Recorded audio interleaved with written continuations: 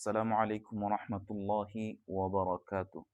দর্শকবৃন্দ, যে যেখান থেকে দেখছেন দয়া করে ভিডিওটিতে একটি লাইক দিয়ে দিবেন এবং সদকায়ে জারিয়ার নিয়তে ভিডিওগুলো শেয়ার করে দিবেন। স্ত্রীকে কষ্ট দেয়া নিষেধ।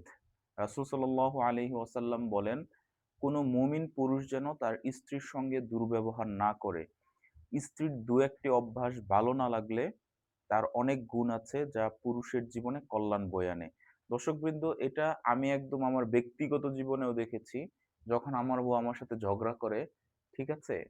তখন মানে আমি এই জিনিসগুলা আমি রিয়ালাইজ করি, চিন্তা করি যে সে হয়তোবা ঝগড়া করে একটু মুখ লড়ায়, কিন্তু তার মধ্যে কোন ভালো জিনিসগুলো আছে। আপনিও যদি আপনার বউয়ের যেই নেগেটিভ সাইড গুলো আছে সেটা যদি চিন্তা করেন, তাহলে কিন্তু কখনোই আপনি সংসার করতে পারবেন না। আপনার বউকে আপনাকে ভালো লাগবে না। আপনার প্রত্যেকটা মানুষেরই পজিটিভ কিছু না কিছু আছে। সেই পজিটিভ জিনিসগুলো আপনার চিন্তা করতে হবে। আর আল্লাহর রাসূল কিন্তু এই বিষয়টাই বলেছেন।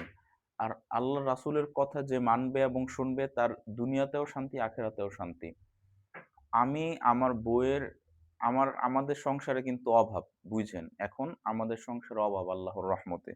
কিন্তু তারপরেও কিন্তু আমাদের সংসার অনেক মানুষের তুলনায় অনেক ভালো চলতেছে। শুধুমাত্র কখনো আমার বউ স্যাক্রিফাইস করে, কখনো আমি স্যাক্রিফাইস করি। সো এই জিনিসগুলো যদি আপনি মোটামুটি মেইনটেইন করতে পারেন, তাহলে কিন্তু আপনার সংসার জীবন অনেক ভালো চলবে। ঠিক আছে? তোমাদের মধ্যে আল্লাহর কাছে সবচেয়ে ভালো মানুষ তারাই, যারা তার স্ত্রীদের সঙ্গে ভালো ব্যবহার করে। দৈনিক দৈনন্দিন যে জীবন আছে এটা কিন্তু আসলে আমাদের যেই টিভি মিডিয়াতে আমরা যে ছবি দেখি সেই ছবির মতো না, ঠিক আছে? এই জীবনটা অনেকটাই ডিফিকাল্ট, বাট সেই কঠিন যে জিনিসগুলো আছে এগুলো কমাইতে পারি আমরা আমাদের আচরণের মাধ্যমে। আমরা একটু সবর, একটু ধৈর্যের মাধ্যমে। আপনার মধ্যে যদি ধৈর্য না থাকে, তাহলে আপনি কিন্তু হচ্ছে আপনি সংসার জীবন বলেন, আপনি ব্যক্তিগত জীবন বলেন, আপনি কিন্তু কোথাও শান্তি পাবেন না, প্রিয় দর্শক। ঠিক আছে? আপনার স্ত্রীর সাথে সহবাস করাও একটি সদাকা। আপনি যে আপনার স্ত্রীর সাথে সহবাস করছেন, এটাও কিন্তু একটা সদাকা। ঠিক আছে? কিন্তু আপনি যদি অন্য কোনো নারী, অন্য কোনো যার সাথে আপনার বৈবাহিক সম্পর্ক না, এরকম কোনো নারীর সাথে যদি আপনি এরকম কোনো কিছু চিন্তা করেন, সেটা কিন্তু জিনা হবে এবং আপনি তার সাথে যদি কোনো ধরনের এরকম অশালীন কার্যকলাপে লিপ্ত হন, সেটাও কিন্তু আরো বড় জিনা এবং এগুলার পাপ কিন্তু অনেক কঠিন। ঠিক আছে? কেয়ামতের দিন দেখা যাবে আপনার প্যানিস ফুলে বালিশ হয়ে গেছে। ঠিক আছে?